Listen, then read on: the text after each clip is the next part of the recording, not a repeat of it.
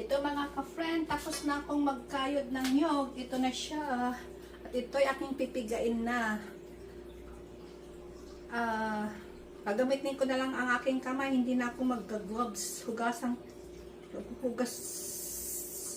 ako na lang ng kamay.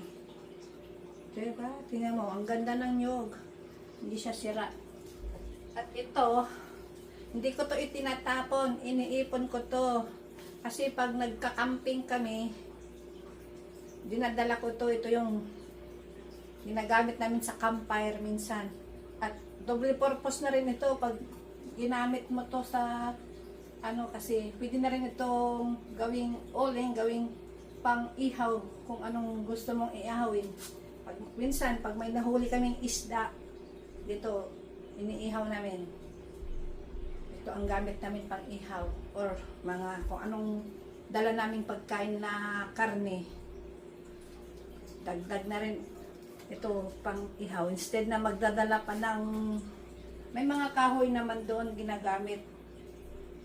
Pero at least ito matagal yung kanyang yung uling niya. Matagal matagal maubos. Kung sabaga matagal sa paubos. At saka aking measuring cup. Lalagyan ko ng mainit na tubig. Pag ako ang lagyan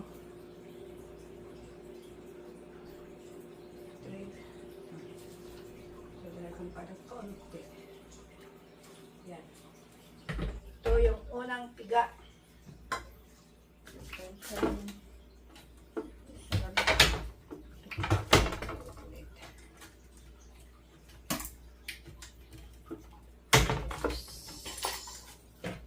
Tayo nang lagayan na nagpigaan.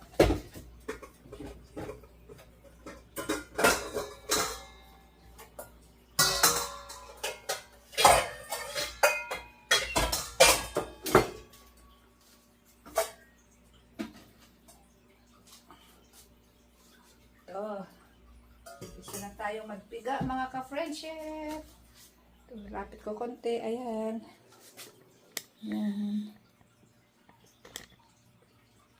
Isa na tayo magpiga mga ka-friendship. Hindi naman siya mainit. Hugas na ako ng kamay. Mainit. Hindi daw mainit pero mainit.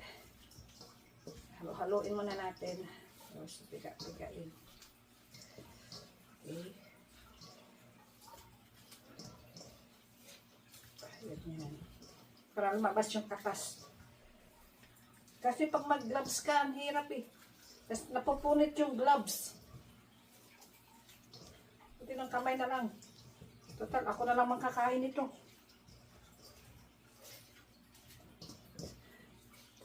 Pwede naman na hindi na magpiga ng nyog. Nabibili sa lata. Kaso,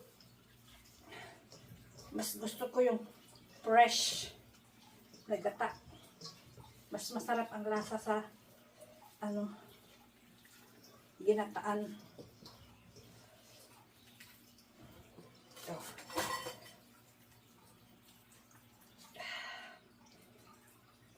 Wala masyadong lakas. Wala na. Okay.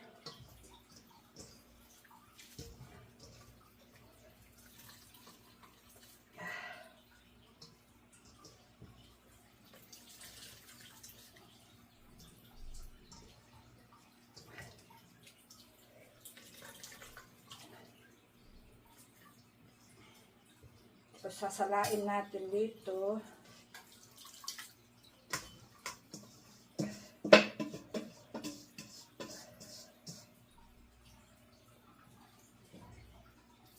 Ilagay ko muna yan dyan. Gagamitin ko pa rin yan.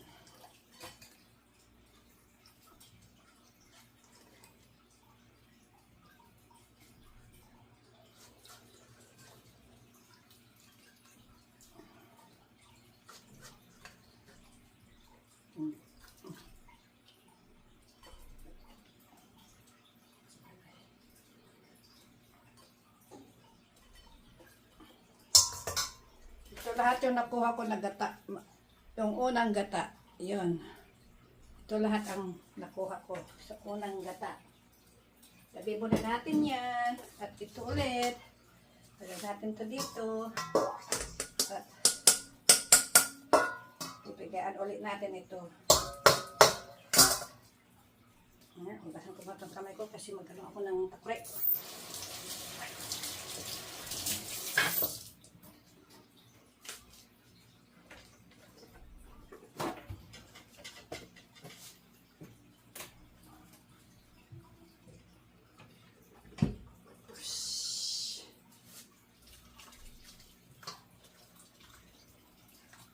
Mainit na tubig ang inakano ko para lumabas yung kanyang atas. Malamig.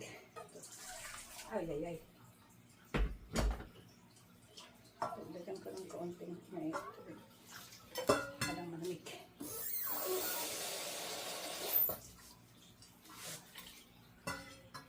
Ito na po yung pangalawang gata ko na piniga. Tapos, itong sapal, pwede pa naman to ulit pigaan kung ano, kulang yung gata. Or dagdagan na lang yung nasa lata kung gusto nyo ng maraming gata. Ako, sa akin, tamang-tama lang ito. Ang ganitong pagluluto na gagamit ka ng niyog, maproseso. Kasi kakayurin mo, pipigain mo, kaysa doon sa bibili ka yung wala na ata akong nakalata. Tingnan ko nga. Ay, meron pa pala. Isa. Ay, dalawa. Ito. Pag ganito kasi yung ganitong nakalata ang gagamitin, mabilisan. Buksan mo lang ito. Ilagay mo na kaagad sa kung ano yung lulutuin mo. Tingnan natin ang expiration nito. Uy, September pa pala. Malapit na.